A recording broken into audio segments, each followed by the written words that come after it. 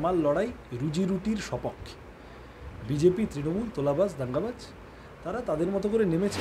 আমার খানিকটা অ্যাডভান্টেজ, আমার বড় হওয়া, জন্ম, পড়াশোনা সব যাদবপুরে। বলেছিল 2 কোটি চাকরি দেবে, এক বড় ঢব্বাজ। আর এখানে ছোট ঢব্বাজ বলেছিল 2 লাখ চাকরি দেবে, একটা চাকরিও হয়নি। এই তো গভর্নমেন্টের বেসিক তাল। সে দিদি হোক, মোদি হোক, 56 হোক, 59, হাল ফেরাও লাল ফেরাও, এইটুকুই বলার আছে। আর কি বলবো? তৃণমূল বিজেপিকে দিয়ে হবে না, এরা চাকরি দেবে না। বিজেপি বড় স্কেলে বিশ্বকাপ খেলা ডাকাত, এরা রঞ্জি ট্রফি খেলা চোর। বিশ্বের সবথেকে বড় দুর্নীতি হচ্ছে ভারতে ইলেকটোরাল বন্ডের স্ক্যাম। প্রথমত শুরু করবো যে যাদবপুরে তোমার প্রচার চলছে, মানুষের কাছ থেকে কেমন প্রতিক্রিয়া পাচ্ছ এবং প্রচার কেমন চলছে? মানুষের কাছ থেকে স্বতঃস্ফূর্ত প্রতিক্রিয়া পাচ্ছি, খুব ভালো, খুব সুন্দর। এবং সব মিলিয়ে যাদবপুরের চোখমুখ বলছে যাদবপুর এবার অন্য কথা বলবে। গত 15 বছর যাদবপুর প্রত্যাশিত পারফরমেন্স পায়নি এমপির থেকে। 3বার জেতা এমপি পাল্টাতে হয়েছে, কিন্তু কোনোবারই এমপির অ্যালটমেন্ট, এমপির টাকা, এমপির কাজ এগিয়েছে বলে কেউ জানে না। ফলত মানুষ সক্রিয় দায়িত্বশীল এমপি চাইছে। আমার খানিকটা অ্যাডভান্টেজ, আমার বড় হওয়া, জন্ম, পড়াশোনা সব যাদবপুরে। এই অবধি আমি মানুষের কাছে গিয়ে তো আর ঘরের ছেলে ঘরের মেয়ে ওইসব তাদেরকে বলতে হয় যাদের রাজনীতি কম থাকে। আমি গিয়ে পরিষ্কার বলছি যে দেখেন, গড়িয়া বারুইপুর মেট্রোটা হলো না। বারুইপুরকে মেডিকেল কলেজ এবং স্টেট হসপিটাল করা বারুইপুরের হাসপাতালটাকে হলো না। একটা অংশের মানুষের ডিমান্ড আলিপুরে আসতে হয়, বারুইপুরে একটা অ্যাডমিনিস্ট্রেটিভ সেন্টার হলো না। এখানে আমাদের সোনারপুরে হার্ডওয়্যার পার্ক হওয়ার কথা ছিল, হলো না। এই যেখানে বসে আছো টালিগঞ্জে, এখানে পানীয় জল থেকে শুরু করে রাস্তায় গণপরিবহনের কতগুলো প্রশ্ন প্রেশার করার কথা ছিল, হলো না। এই এত হলো নার ভিড়ে তৃণমূল বিজেপি আপনাকে হারিয়ে দেওয়ার চেষ্টা করছে। আপনি হারিয়ে যাবেন তৃণমূল বিজেপির চক্করে পড়লে। এই যে যা যা অপ্রাপ্তি মানুষের, সেগুলো পিছনে চলে যাবে। আমি ওগুলো সামনে নিয়ে আসতে চাই এবং কাজগুলো করতে চাই। মানুষ সাহায্য করছে। আচ্ছা, আমি যদি তোমার প্রচার বলি বা সিপিএমের প্রচারও বলি, তো রুজি রুটির কথাটা সবসময় প্রচারের মধ্যে রয়েছে। তো তুমি যদি এখানে ক্ষমতায় আসো, মানে যদি সিপিএম এখানে যেতে, তাহলে এখন আমরা দেশের যে অবস্থা দেখতে পাচ্ছি, যে সাধারণ যারা প্রাপ্ত চাকরি প্রার্থী আছে তাদের কিভাবে রাস্তায় নেমে তাদের বিক্ষোভ করতে হচ্ছে, এবং আমরা দেখেছি তুমি নিজে তাদের পাশে দাঁড়িয়ে তুমিও তাদের সাথে পথে নেমেছো। তো তুমি ক্ষমতায় আসলে তাদের জন্য কি করবে? এইগুলো এই এই এই তো একটা ভালো ভালো প্রশ্ন করছো তুমি। কি সর্বরী মজুমদার নিয়ে প্রথম 15 মিনিট নষ্ট করলে কেন? আমার নির্দিষ্ট কথা যে বেকার যুবকের চাকরির জন্য এগুলো পলিসির প্রশ্ন।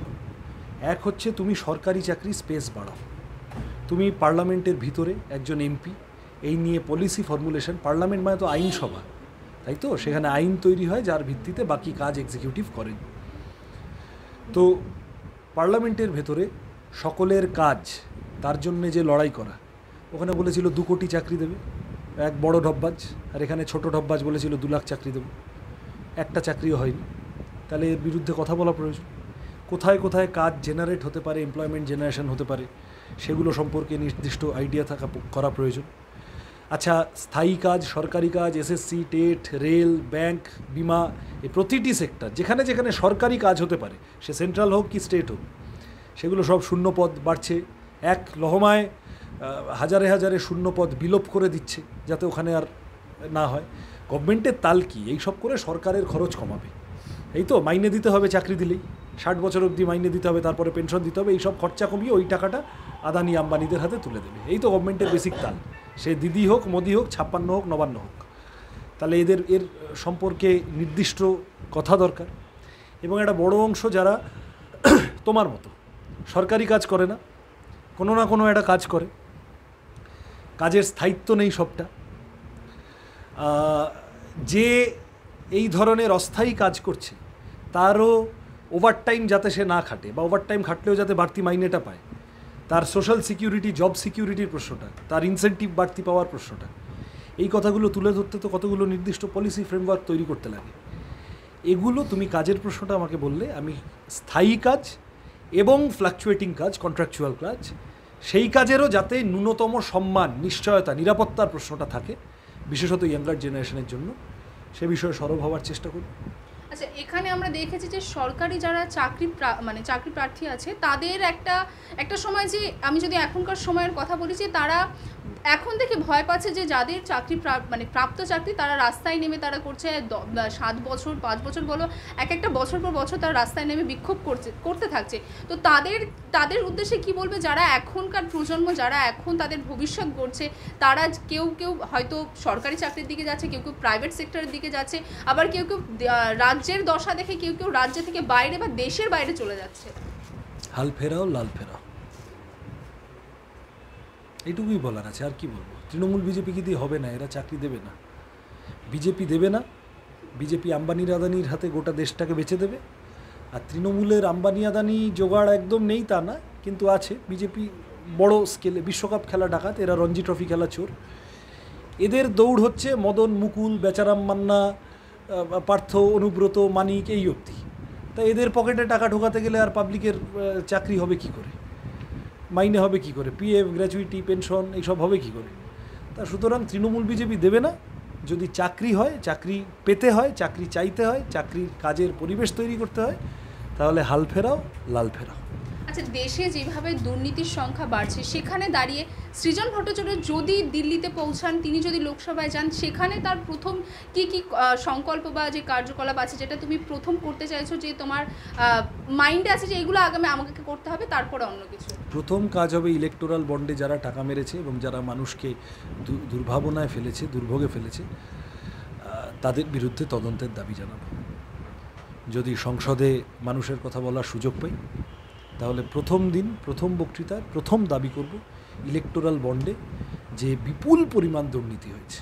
আমি বলছি না, নির্মলা সীতারামন, বিজেপির অর্থমন্ত্রী, তার হাজব্যান্ড গতকাল বলেছেন যে পৃথিবীর ইতিহাসে পৃথিবীর সবথেকে বড়, বিশ্বের সবথেকে বড় দুর্নীতি হচ্ছে ভারতে ইলেকটোরাল বন্ডে স্ক্যাম।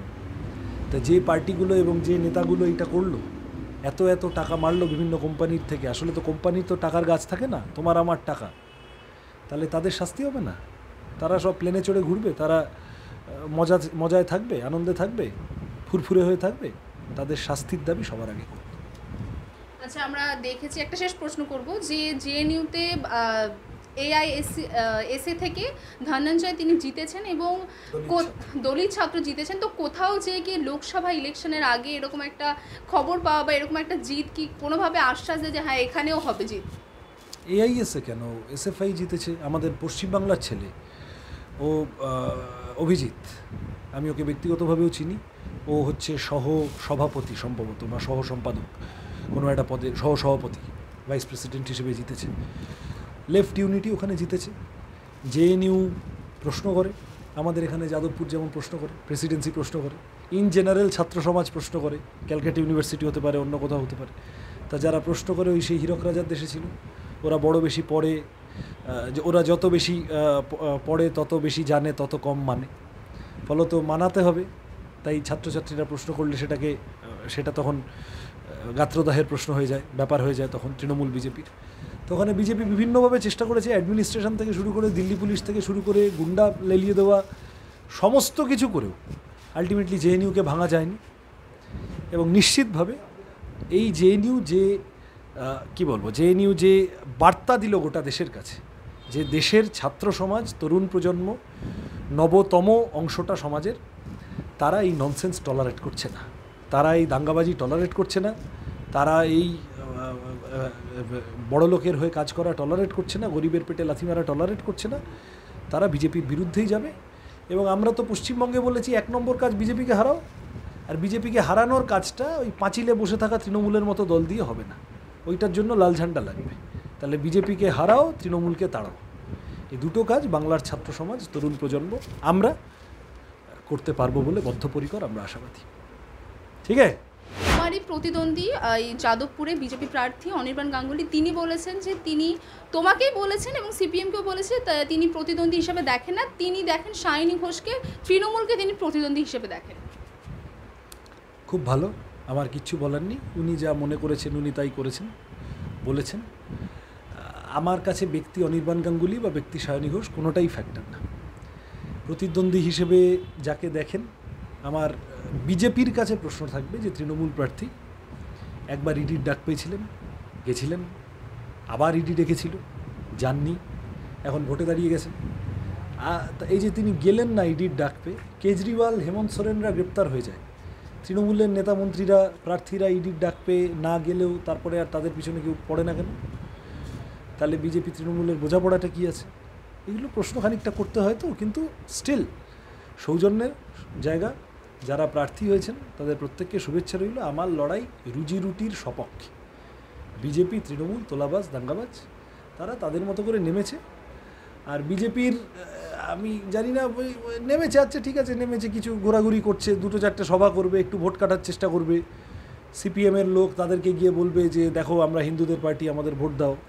এ বলবে যে আচ্ছা দেখো এই সব। কিন্তু লোকে এটা বুঝে গেছে যে বিজেপি এখানে পরিষ্কার সিপিএম অর নো সিপিএম, বামফ্রন্ট অর নো বামফ্রন্ট, এইটা যাদবপুরের ন্যারেটিভ।